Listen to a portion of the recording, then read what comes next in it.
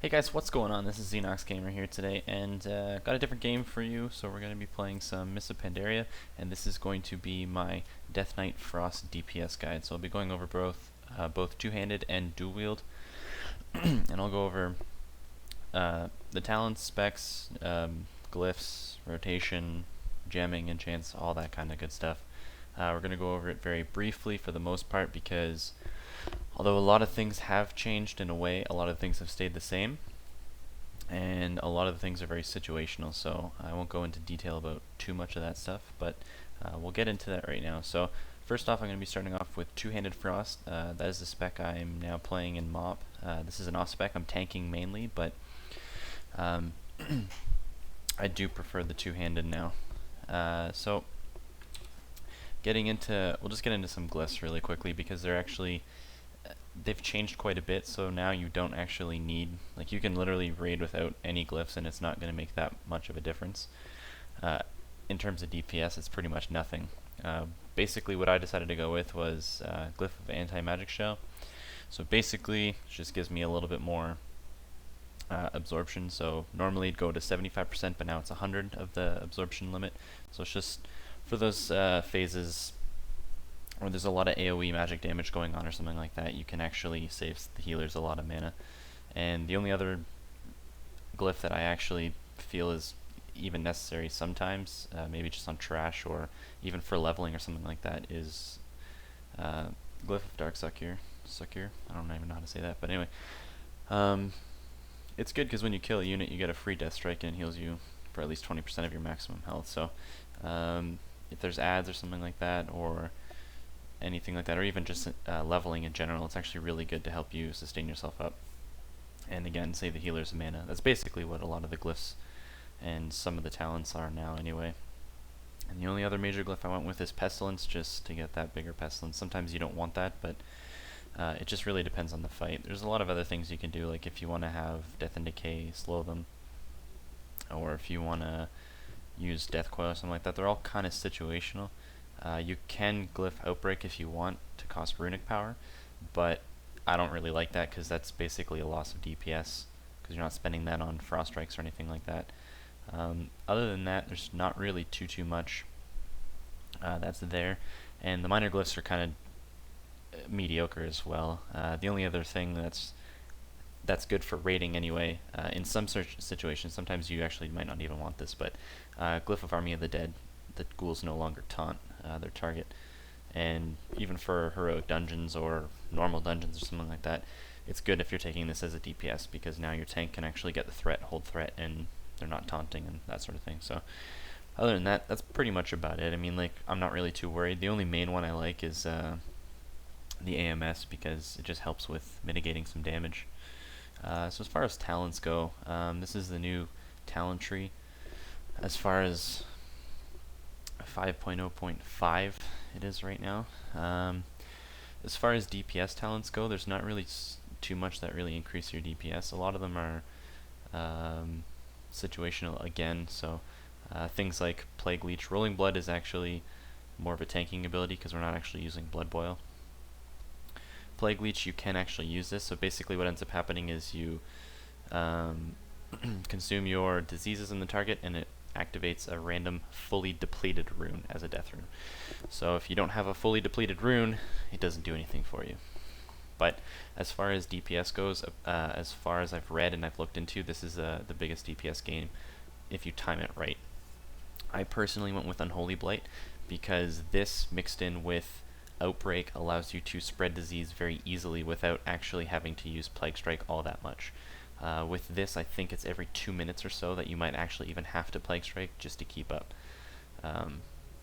Blood Plague. So I personally like this. It's really good for AoE situations as well. So I guess if I had to come to a conclusion about it, this would be better for AoE. Plague Leech would be better probably for single target that way.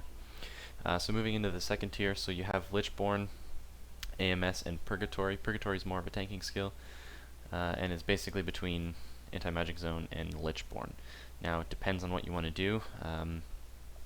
Anti-Magic Zone actually is really good for absorbing some big incoming magic damage, and it helps the raid out. Lichborn is more of a single target thing. This is tanking as well, but you can use it if you really want to, because you can actually heal yourself with Death Coil. So it just really depends on what you want to go with. I just went with Anti-Magic Zone because it helps the raid or your group a lot more than just yourself. So moving on to the third tier here. Asphyxiate is pretty much a PvP talent, so I wouldn't really pick it up. Chillbanes, if you are asked to help kite ads in any way or slow them, Chillbanes is actually really good to pick up. It's not a big deal either, but I opted for Death's Advance, and what this gives me is 10% faster movement speed, and I can activate it to gain an additional 30. So that just helps you switching targets and staying on a boss a lot easier that way. So in a sense, you can kind of think of it as a DPS gain in that way. Alright, so the next tier we have Death Pact, Death Siphon, and Conversion. Conversion, more of a tanking talent, so we're going to ignore that. Death Siphon is basically a ranged Death Strike. It costs 1 Death Rune, and the problem with this is it just doesn't hit nearly as hard as a lot of other abilities that you could be using the runes for. So I decided not to go with this. I haven't really tested it too much. I know the healing's actually pretty good, but realistically, that's what you have healers for. So I went with Death Pact because this is basically going to give you more of a heal anyway, and it's more of a burst heal. And it doesn't actually kill your ghoul anymore, it just takes 50% of its maximum health away, so that's actually quite nice. So your ghoul's not just going to insta-die anymore, so that's a big deal because your ghoul is actually a DPS cooldown. So moving on to the next tier here, the 5th tier. You can basically go with either one of these 3 if you want to. I haven't tested all of them all that much. I have tested Blood Tap with tanking, and it was very nice that way because you can control when you got runes a lot easier. Runic Empowerment was kind of how the old passive was for Frost, and then Runic Corruption is here as well. So basically Runic Empowerment, what this does for you is when you land, or you have a chance when you land a Frost Strike, Rune Strike, or Death Coil, to have a 45% chance to activate a random fully depleted rune. So if you do not have a fully depleted rune, then this actually does nothing for you. And then you have Runic Corruption. So basically this gives you 30% of your runes back. So it increases your rune regeneration rate by 100% for 2.73 seconds. This is affected by haste, so the more haste you get, the less this works for you, but the more haste you get, the more rune regeneration you get anyway. So it's always going to give you, I think it's 33 or 30% or something like that. I like this one more just because it, I don't know, I feel it flows better with the rotation. But as far as what I was reading and what I was looking into, Runic Empowerment actually is, as far as I know, more DPS. Not that much more, but obviously as a DPS you want to be squeezing out as much as you possibly can. I just prefer these talents in how I like to play and how it flows a lot better. And then the last tier, level 90. Basically, you can really take whatever you want. Gorfreen's Grasp is more of a tanking talent. It's basically like another sort of grab, except for you can target friendlies and that sort of thing, and everyone within 20 yards gets pulled to them. So it's actually really fun to use when tanking and in PvP, but that's kind of the situations where it's used for. Personally, I'd probably go with Remorseless Winter 90% of the time anyway, because this is a stacking slow and a stun for 6 seconds, which is really good, especially if you need to kite ads or anything like that, especially if you're running like dungeons.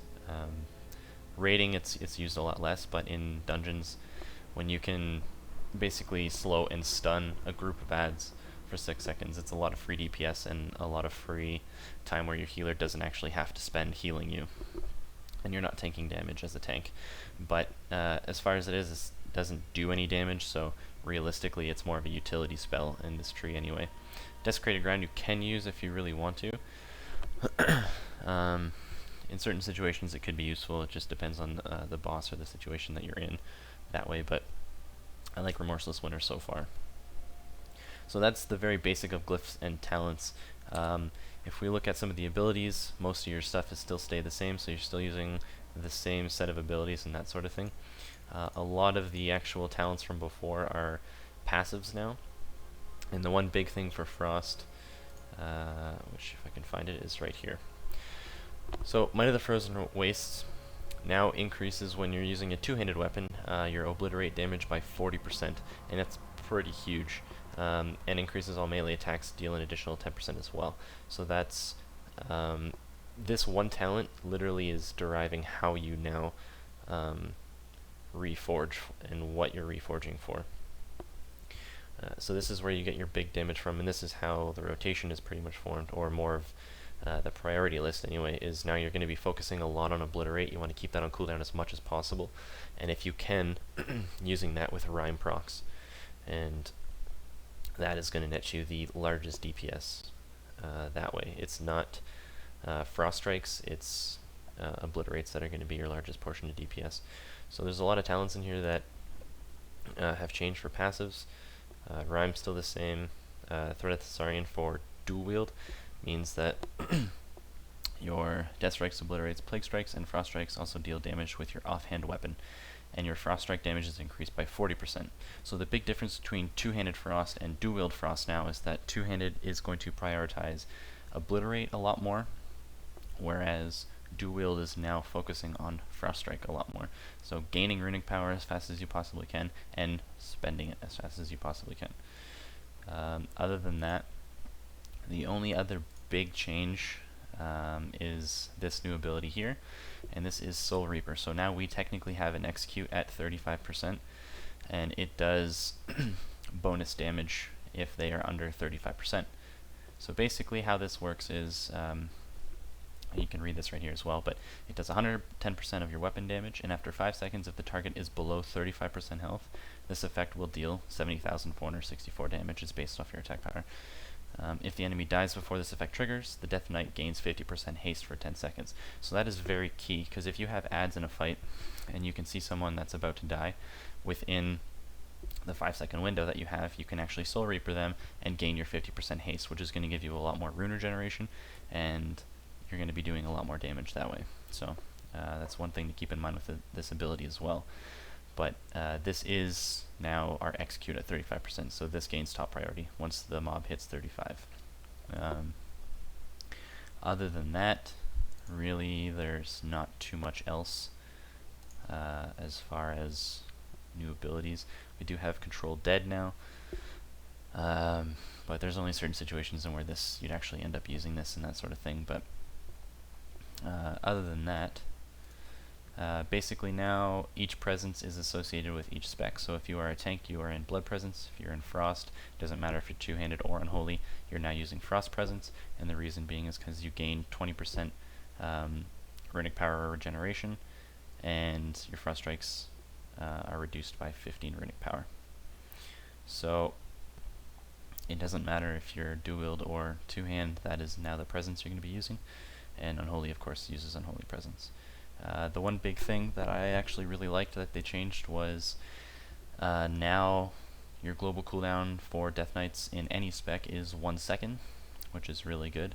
It just means haste doesn't affect that anymore. It's just a flat 1 second for Deathknights anyway.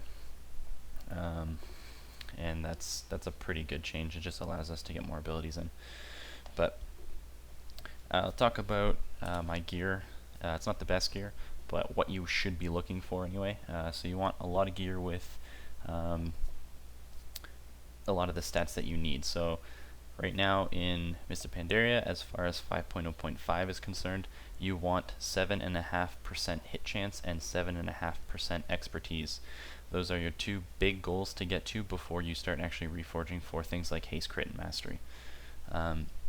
As you can see here, I'm a little bit over the hit cap, but that's fine. I'm still working on getting some expertise, and that's just in getting some better gear. I'm wearing 2 pieces of PvP at the moment because I haven't got anything. This is again my off spec, so it's not optimal. Some of it isn't even gemmed or enchanted, so but that's beyond the point. At this point, I'm just going to be going over what you should be looking for. So anything that you can get your hands on as far as the highest item level gear you can get is what you want to be looking for. Obviously it's going to be plate with strength, and realistically you don't have that much option in terms of gear at the moment for dungeon gear. It's all pretty much just what it comes with, but you want to be trying to find as much gear with hit and expertise on it as you can anyway, and get those to their specific stat priorities. So again, that's 7.5% hit chance and 7.5% expertise. So that's what you're going to be reforging to, because that is going to net you the biggest DPS gain until you hit those caps. So you can see on most of my pieces of gear, I have reforged for a lot of hit. You need quite a bit of it. Like I have 2,640 hit, and I'm a little bit over the cap. So after you hit that, your next stat priority is going to be haste. And the reason you want haste is because that gives you more rune regeneration, which is good, and it allows you to get more things off. It also allows you to get more auto attacks as well. And with the talent that we just looked at before, I'll bring that up over here. Might of the Frozen Race, your melee attacks deal an additional 10% damage. So this is why with two-handed, your stat priority is now hit, expertise to cap, and now it's haste, crit, then mastery. Mastery is the lowest for two-handed. The reason why crit beats mastery is because you're focusing on auto attack damage as well, and mastery does not affect auto attack damage, crit does. As far as two-handed frost goes, that priority changes a little bit. It's still hit and expertise to the respective caps of 7.5%, and then after that it is mastery, I believe. Yes, mastery, haste, then crit.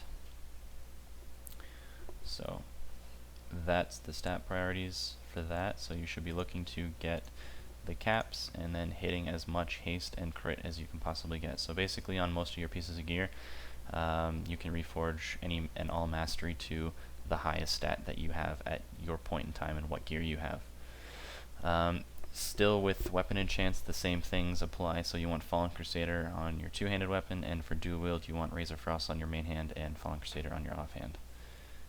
As far as enchants go, right now, because Mists of Pandaria is still relatively new, it is good to pick up any enchants that you possibly can and any gems that you can.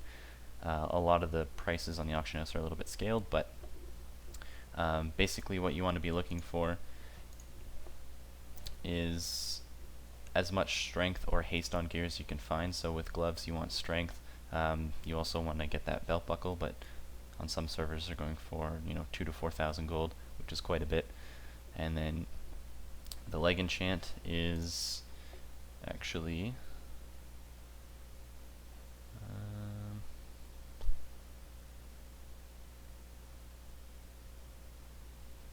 alright, it gives you 285 strength and 165 crit. On most, I don't know, for most servers it's probably going to be very expensive. I know on my server it's going for about 5,000 gold, so, and to put that on a heroic piece of gear to me just seems a little weird at the moment, but that's what you want to be looking for. The best enchant so far for boots, as far as I can find, is the mastery minor movement speed increase. And the reason why you want to be getting movement speed increase is because being a melee, you're going to be going from target to target, and the more movement speed you have, the easier it is for you to get to those targets and start DPSing as fast as you possibly can. As far as gems are concerned, whenever you can meet the socket bonus requirements without sacrificing the main stat, which is strength, then you should probably do so. So in this case, you can see that it is a yellow socket, so I decided to put 80 strength and 160 haste in there, and then when I get my meta socket, I will be getting the strength 3% increased crit, and that'll give me my socket bonus of 180 strength, so I actually gain stats by doing so. So just keep in mind and watch out for some of the bonuses that way.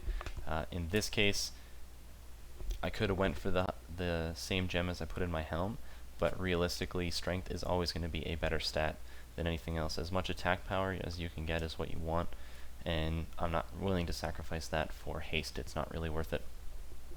So just keep in mind when you're gemming to try and find the most optimal way to do so with gaining the stats that you want. So strength is still our main stat, and that's what you want to be getting as much of as you possibly can. And other than that, it's getting the enchants that you need. So 180 hit right now on Cloak is as far as the best as I can find, considering you need so much hit. And then there's going to be an 80 stats to chest. There's 170 strength to bracers, but those require 3 shock crystals, which are very expensive. And so I just opted for the mastery for now. This is, again, an off spec, so it's not fully tuned correctly. And then other than that, you just want to be making sure that you're getting the correct enchants. There's also Shoulder, which gives you strength crit, I believe, or strength haste, I don't remember. And you want to get your meta socket. There is no more head enchants, it's just the meta that you're really concerned with. So picking up that stuff is going to make a huge difference in your DPS overall. So as far as the rotation, it's not so much of a rotation anymore. It hasn't been for a very long time. It's more of a priority system. So basically what you want to be starting off with is your diseases. Now, the only time you want to start with something different is if the boss is actually below 35% health, because you want to end up using Soul Reaper. And the reason why is because this isn't affected by disease. It does its damage no matter if there's a disease in the target or not, and it is the highest source of damage. So on targets that are below 35% health, it's Soul Reaper, diseases, obliterate whenever you possibly can, especially if you have a Rhyme proc, because it gives you an insta crit. And then you want to be using Frost Strike for your runic power dump, so you don't want to be capping runic power. And then you want to use Howling Blast whenever you get, or Killing Machine, sorry, is the right proc for the crit. It's Rhyme that gives you the Howling Blast. So basically, what I like to do as far as the DPS is, and this is going to be looking at cooldowns as well, is you have Pillar of Frost. So this gives you your 20% strength, which is a huge DPS cooldown. It's on a 1 minute cooldown, which is very nice because you can use it multiple times in a fight. So you want to be opening with this, as well as I have a macro here that casts the trinket that I have, which grants me 4,232 strength for 20 seconds, and my passive because I'm an orc, so I get an extra 4.3 thousand attack power, I think it is. So you basically want to be starting off your fight with, I'll do a very easy rotation, or priority, sorry, here. So I like to start with Outbreak because you can cast this at range. You can start with Unholy Blade if you really want to, but Outbreak has a shorter cooldown, so if you start with this, and then when you need to refresh diseases, use Unholy Blight, you'll have Outbreak up again very soon. So it leaves you with the most time doing Obliterate, Frost Strike, and Howling Blast when you can, and a lot less time reapplying runes. Or diseases, sorry. So I like to start with Outbreak on the target first. So at that point in time, what you want to be doing is stacking cooldowns. So I'm just going to auto attack this. So you see the one trinket that I have procced.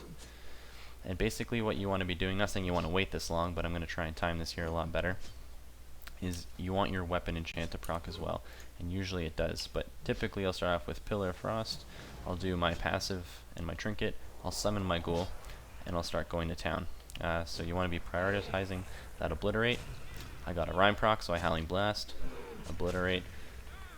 I'm getting up to that runic power, so I'm going to spend some of that, spend that Rhyme proc again, Obliterate, Obliterate, spend that again, and you want to keep obliterating as much as you possibly can.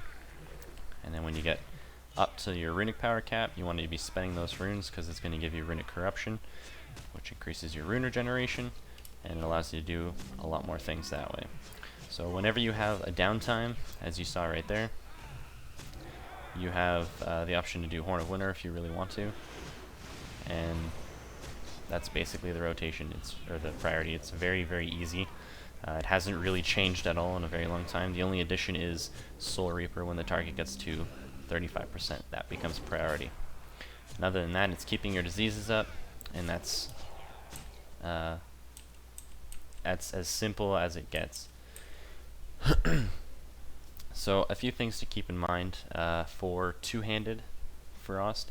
That kind of changes. Basically, it's still Soul Reaper is your priority at 35% HP, but instead of Obliterate being your main priority, it's Frost Striking as much as you possibly can, and then Obliterate. But every time you get a Rhyme proc, you want to be using that Howling Blast. And when you get a Killing Machine proc, you want to be using it on either Obliterate if you're two-handed, or Frost Strike if you're dual-wield. So it's just prioritizing that sort of thing. Your cooldowns, you have a few to manage. So you have Pillar of Frost, and if you have any trinkets or racials or anything like that, those things you should be using probably as much as you possibly can and keeping them on cooldown as much as you can, unless there is a instance where you're fighting a boss that takes extra damage in a certain phase and you know your cooldowns are going to be up for that. You always want to be stacking as much as you possibly can. So initially, what you want to be doing is starting off the fight with Army of the Dead. And the reason you want to do this is because this is a huge DPS increase. When you have the proper talent so they don't taunt anymore, especially in heroic dungeons, it makes your DPS skyrocket. And I'll show you kind of what you can kind of look for burst. Keep in mind I don't have the proper enchants, gems, or even some of the gear, and I'm not expertise capped as well. But in most of the heroic dungeons on a lot of the bosses, at this point I'm pulling between 70 and 90,000 DPS in the fight. Depends on if I have to switch targets or if I can just sit there and wail the boss. But Frost is doing pretty good as far as it is, and if you stick by using your cooldowns when you need to and when you can and the most optimal time, and just making sure that you're keeping your priority system very tight, you're keeping your obliterates on cooldown as much as you can, or your frost strikes and that sort of thing, you're going to be pushing out a lot of DPS. So I'll just kind of show you a little glimpse of what you can kind of be looking for DPS that way. I'm not the best Deathknight in the planet, but it's very easy to do quite a bit of damage.